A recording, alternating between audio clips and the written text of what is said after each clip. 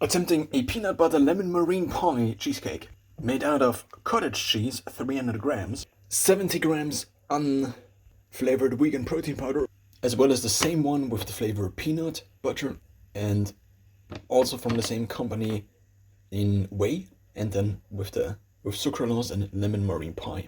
I don't know exactly what the consistency should be for a cake. I also do not have baking powder. I mean, I kind of do. So I have these sodium bicarbonate tablets, which is basically baking powder. It is just that these are tablets and they are kind of meant to be eaten. So apart from the dough already tasting delicious, mostly because of the sucralose powder, not so much because of the peanut protein powder, because the peanut protein powder is sweetened with stevia, whereas this other one is sweetened with sucralose, and I happen to quite like the taste of sucralose. So what I'm now trying with this knife here is just to get a little bit of baking powder in there. I tried to dissolve these tablets before with water, but it doesn't seem to work. So it only seems to work with stomach acid. So these tablets are meant to be for people who have problems with the acid from their digestive tract coming up their throat.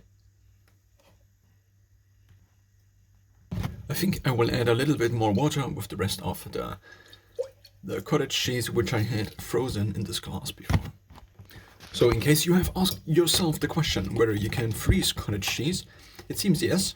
There might be some downgrade in the chewing quality, but it seems to be fine. I also already added some salt. Let's now add some cinnamon and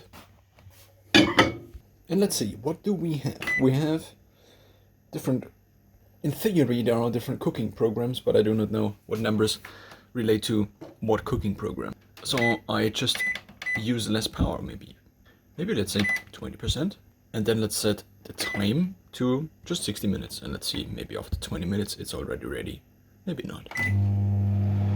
Isn't it ridiculous that you can say already ready? So it's basically twice. Already is a word made up of all and ready. Now this is about 20 minutes later. Let's see. It is still wobbly on the inside. So I might not put it in the center, but actually off center, which then means that the outside is not targeted all the time. Again, about 10 minutes later. Let's see. Seems to still be a little bit wobbly, but also I will put it in again. Or maybe not, because I actually need to finish this video because I need to do something else. So it might need a little longer, but also on the other side, maybe it's not that bad if it's a little bit on the side of still being a little bit wet. Turns out this was kind of just the right intuition. So we have a little bit of crustiness on the outside. On the inside, it's kind of similar to a normal cheesecake.